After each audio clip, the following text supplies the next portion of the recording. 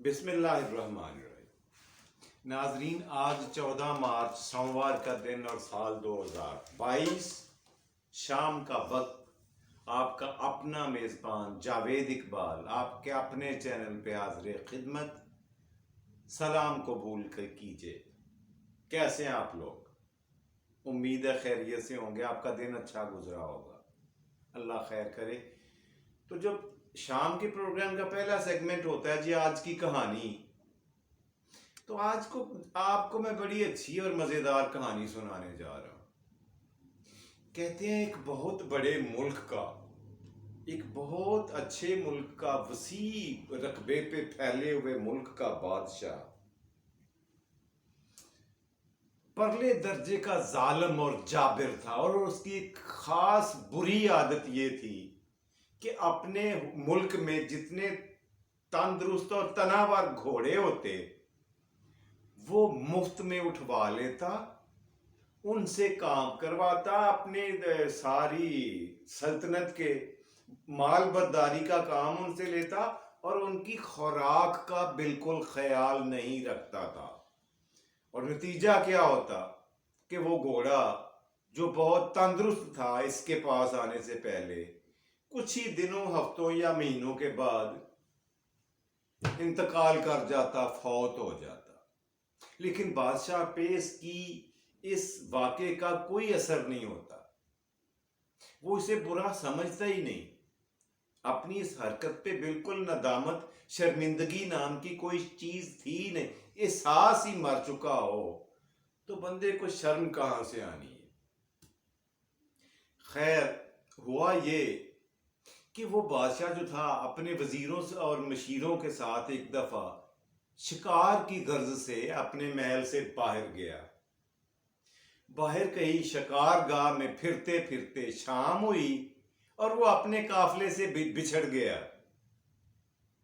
جنگلات کی وجہ سے اسے پتہ نہیں چلا کہ میرے دوسرے ساتھی کدھر گئے ہیں، اور وہ گھومتا گھماتا پھرتا پھراتا اسے ایک گاؤں، ایک بستی نظر آتی ہے، ایک پنڈ نظر آتا ہے، وہ وہاں چلا گیا۔ اس نے سوچا یہاں رات گزارنے کے لیے اچھی جگہ ہے، یہاں پہ کھائیں پئیں گے، آرام کریں گے، اور صبح اپنے ملک، اپنے محل کی طرف روانہ ہو جائیں گے۔ اب پنڈ میں کسی کو کوئی پتہ نہیں تھا کہ یہ ہمارے ملک کا بادشاہ ہے، لیکن اس کے بارے میں قصے تو سب نے سنے ہوئے تھے۔ ایسے لوگوں کی مشہوری تو بڑی ہوتی ہے نا، ڈھیر ساری ہوتی ہے۔ تو اس نے جناب ایک عجیب منظر دیکھا۔ بادشاہ نے گاؤں میں جب داخل ہوا تو اس کی آنکھیں حیران رہ گئیں کہ ایک کسان کیا کر رہا ہے کہ لاٹھیاں مار مار کے اپنے خوبصورت گھوڑے کی ٹانگ توڑنے کی کوشش کر رہا ہے۔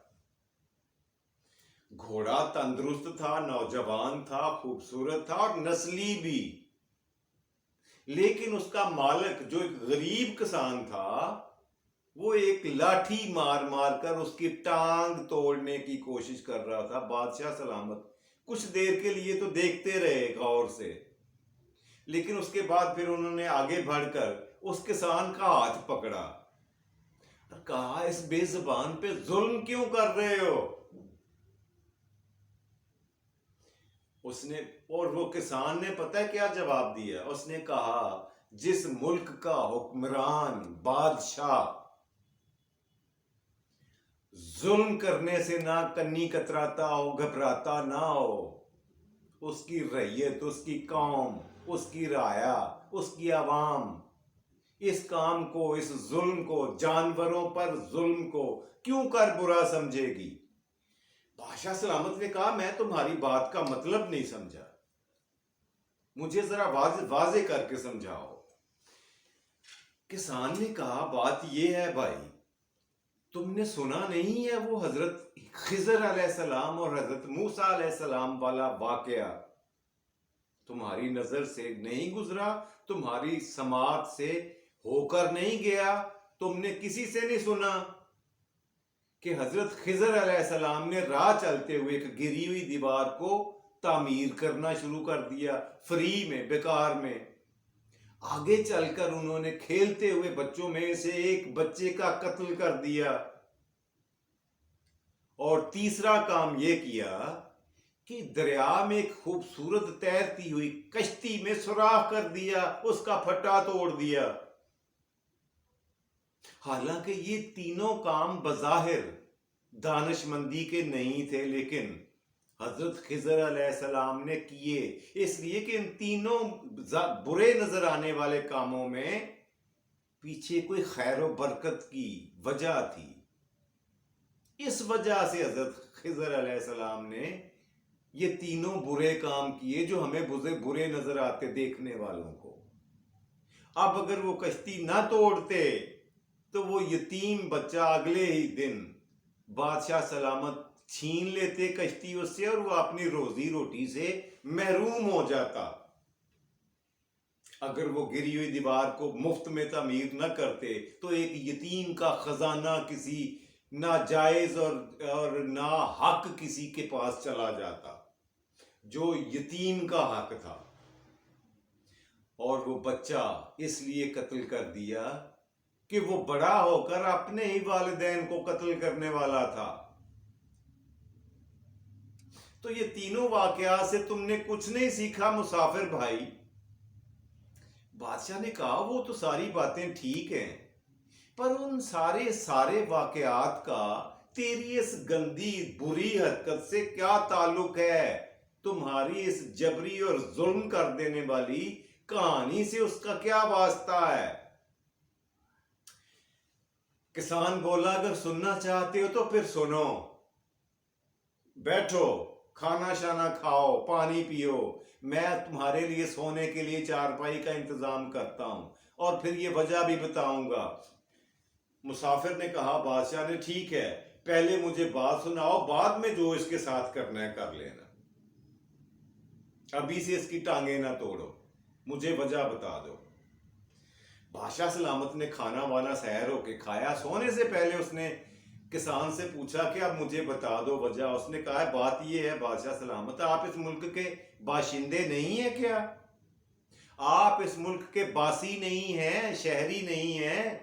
آپ کو نہیں پتا کہ ملک کے بادشاہ کا رویہ کتنا جابرانہ اور ظالمانہ ہے کہ اس طرح کے سارے گھوڑے وہ مفت میں اٹھوا لیتا ہے، اور پھر ان جانوروں سے اتنا کام لیتا ہے اور خوراک دینے کی بھی زحمت نہیں کرتا، ان پہ ظلم کرتا ہے اور ان کی موت کا موجب بن جاتا ہے، اور اسے فرق اس لیے نہیں پڑتا کہ اسے اور مفت میں بہت سارے گھوڑے مل جاتے، سپاہیوں کو بھیج کر وہ قریب قرب و جوار کے دیہاتوں میں سے اور کئی گھوڑے منگوا لیتا ہے۔ اسے کیا ضرورت ہے کہ ان کو خوراک ڈال کے پالتا رہے؟ اسے کمی کوئی نہیں ہے۔ اور سونے پر سہاگا یہ کہ اس کے جو وزیر، سفیر اور مشیر سارے درباری ہیں اس کی خوشامد میں لگے رہتے ہیں، اسے شیشہ نہیں دکھاتے، اس کو بتاتے نہیں ہیں، اس کی خوشامد میں جتے رہتے ہیں سارا دن، اسے اس کی ظلم اور بربریت کے بارے میں حقائق سے آگاہ نہیں کرتے کہ عوام، ملک کے باسی، پبلک جو ہے، شہری جو ہیں، وہ اپنے بادشاہ سے کتنی نفرت کرتے ہیں۔ وہ اس کے اس ظلم کی وجہ سے نہ صرف اپنے روزگار سے محروم ہوتے ہیں بلکہ ہاتھ اٹھا کے بد دعائیں بھی دیتے رہتے ہیں۔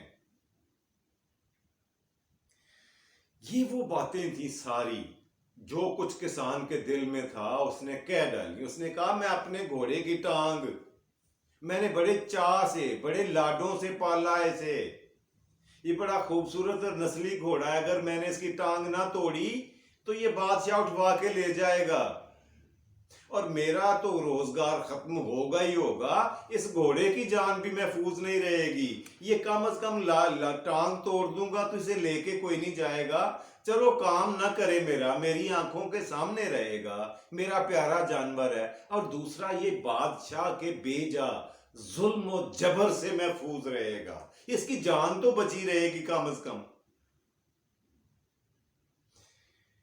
بادشاہ سلامت بے سد ہو کر، نہ زمین پر نہ آسمان پر، کسان کی ساری باتیں ہمتن گوش ہو کر سنتے رہے۔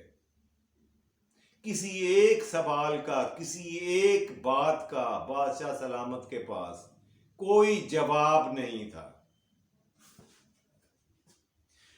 چپ کر کے انہوں نے چادر اوڑھی اور بادشاہ سلامت سو گئے۔ اگلے دن جب اٹھے تو ان کے ساتھی قافلے والے انہیں ڈھونڈتے ڈھونڈتے، تلاش کرتے کرتے اس گاؤں میں پہنچ گئے، اور وہاں پہ آنن فانن دیکھتے دیکھتے شاہی گھوڑوں کا، سواریوں کا میلہ لگ گیا۔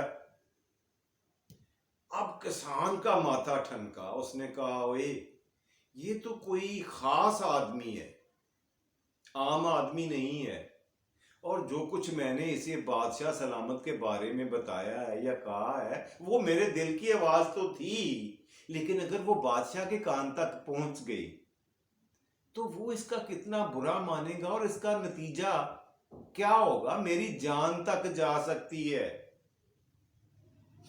خیر، بادشاہ سلامت کو لے کر وہ قافلہ واپس اپنے ملک روانہ ہوا۔ بادشاہ سلامت اگلے دن اپنے دربار میں بیٹھے اور درباریوں میں اپنے پولیس والوں کو، شاہی پولیس کو حکم دیا کہ جس گاؤں سے ہمیں اٹھا کر لے کر کے آئے ہو، وہاں جس کے گھر میں میں نے رات قیام کیا ہے، کھانا کھایا ہے، اس بندے کو لے کر دربار میں پیش کیا جائے۔ بادشاہ سلامت تھے، حکم پر عمل درآمد ہونے جا رہا تھا، اور جب کسان نے دیکھا کہ شاہی پولیس کی ایک بہت بڑی نفری اس کے گھر کی طرف آ رہی ہے تو وہ ساری بات سمجھ گیا۔ اس نے کہا کہ نہیں، اب نہ میرے پاس کوئی بھاگنے کی جگہ ہے، نہ کوئی محفوظ پناہ گاہ ہے، اب میری موت یقینی ہے، اب مجھے سزا ملے کہ ملے۔ انہوں نے پکڑ لیا جی، انہوں نے کہا چل تجھے بادشاہ سلامت نے طلب کیا ہے، دربار میں لے کر کے جانا ہے تمہیں۔ سپاہیوں نے پکڑا، اسے بٹھایا سواری پہ اور چند ہی لمحوں میں دربار میں پہنچا دیا۔ بادشاہ سلامت کو دیکھ کر اس نے پہچان لیا کہ یہ تو وہی آدمی ہے جو رات میرے پاس رکا تھا، قیام کیا تھا، ٹھہرا تھا۔ تو اس کا مطلب ہے وہ ساری کی ساری باتیں میں نے کسی اور سے نہیں، اصل بادشاہ کو کھری کھری سنا دی ہیں۔ اب اسے یقین ہو گیا، لیکن عجیب واقعہ، ایک عجیب اس سے حرکت سرزد ہوئی۔ کیا؟ وہ پہلے تو نا زور زور سے رونے لگ گیا، چیخو بکا کرنے لگ گیا، آہوزاری کرنے لگ گیا کسان، اور کچھ ہی عرصے کے بعد، کچھ ہی لمحوں کے بعد اس نے بے ساختہ کہکہے لگانے شروع کر دی، ہنسنا شروع کر دیا۔ بادشاہ سلامت نے پوچھا ان دونوں حالتوں کی وجوہات مجھے بتاؤ، تم پہلے روئے کیوں، اور اگر روئے ہو تو بعد میں ہنسے کیوں ہو؟ اس نے کہا بادشاہ سلامت میں نے آپ کو پہچان لیا ہے، میرے رونے کی وجہ یہ ہے کہ مجھے یقین ہے کہ اب آپ مجھے قتل کروا دیں گے۔ اب میرے بیوی بچوں کا رونا مجھے اس بات کا ہے، مجھے اپنی فکر تو نہیں ہے، لیکن رونا اس بات کا آیا کہ میرے بیوی بچوں کا کیا ہوگا، ان کی روزی روٹی کیسے چلے گی۔ پھر میرے دل کو ایک عجیب تسلی ہوئی کہ ان کا بھی اللہ وارث ہے، کم از کم میں ایک ظالم کے ہاتھوں مظلوم کی شکل میں قتل ہونے جا رہا ہوں۔ اس دنیا سے جانا تو بادشاہ نے بھی ہے اور فقیر نے بھی، لیکن میں مظلومیت کی حالت میں جا رہا ہوں اللہ کے پاس، اپنے پیدا کرنے والے کے پاس، اور مظلوم کی موت کا جی۔ تو اس نے جواب دیا کہ میں اپنے مالک و خالق حقیقی کے پاس واپس جا رہا ہوں، کم از کم میری آخرت اور میری ابدی زندگی تو اچھی گزرے گی، اس لیے مجھے خوشی ہوئی، ہنسی آئی۔ بادشاہ سلامت نے یہ ساری بات غور سے سنی، اور اس کی ساری باتیں، پہلے گھر والی، پنڈ والی اور موجودہ دربار والی، اس کے دل میں گھر کر گئیں. اس نے اس کسان کی جان بخشی کا فیصلہ کیا اور اسے قتل کروانے کی بجائے اسے خاصا انعام و اکرام دے کر واپس لوٹایا اور وعدہ کیا کہ آئندہ وہ اپنی اس گندی حرکت سے باز آ جائے گا، ظلم و بربریت کا بازار ختم کر دے گا، ہمیشہ عوام کی فلاح و بہبود کے لیے کام کرے گا. کسان نے کہا بادشاہ سلامت، آپ کا یہ اعلان، آپ کا یہ ارادہ ہی اصل میں میرا سب سے بڑا انعام ہے، مگر پھر بھی اگر آپ یہ مجھے تحفے تحائف دینا چاہتے ہیں تو میں بخوشی قبول کرتا ہوں، میں انہیں اپنے لیے سوغات سمجھ کر ساتھ لے جاؤں گا، مگر مجھے میرا اصلی انعام مل گیا ہے. یہ تھی جناب عالی آج کی کہانی جو میں نے آپ کی خدمت میں پیش کرنی تھی. جی تو آج کے پروگرام کا اگلا سیگمنٹ وہ ہوتا ہے جی آج کا سوال. اس سے پہلے پچھلا سوال اور اس کا جواب ہو جائے. پچھلا سوال تھا جو پچھلے پروگرام میں نے پوچھا، وہ یہ تھا کہ یہ بتائیں کہ دریائے سندھ کے دیگر 3 نام کون کون سے ہیں. جی 3 ناموں اور بھی 3 ناموں سے دریائے سندھ کو پکارا جاتا ہے، لکھا جاتا ہے، سنا جاتا ہے، سمجھا جاتا ہے. وہ 3 نام ہیں. نمبر 1 اباسین، دریائے اباسین. نمبر 2 دریائے اٹک. اور آخری تیسرا نمبر دریائے سکردو. جی تیسرا اس کا نام ہے دریائے سکردو. یہ تھے 3 نام دریائے سندھ کے دیگر 3 نام. جی آج کا سوال بڑا انٹرسٹنگ، دلچسپ ہے، امید ہے آپ کو آتا ہوگا. یہ تو ہم سب نے سنا ہوا ہے کہ اللہ کے برگزیدہ نبی حضرت یونس علیہ السلام کئی دن تک مچھلی کے پیٹ میں رہے اور پھر زندہ واپس زمین پر بھی آ گئے. آپ نے یہ بتانا ہے کہ وہ کتنے دن تک مچھلی کے پیٹ میں قیام کیا حضرت یونس علیہ السلام نے، کتنے دن تک وہاں رکے، مچھلی کے پیٹ میں رہے. جی ہاں اگلے پروگرام تک آپ نے اس بات کا جواب لکھ بھیجنا ہے. جی تو آج کے پروگرام کا تیسرا آخری اور سب سے مزیدار سیگمنٹ، آج کا شعر. آج کا شعر بڑا میں نے اچھا منتخب کیا ہے آپ کے لیے.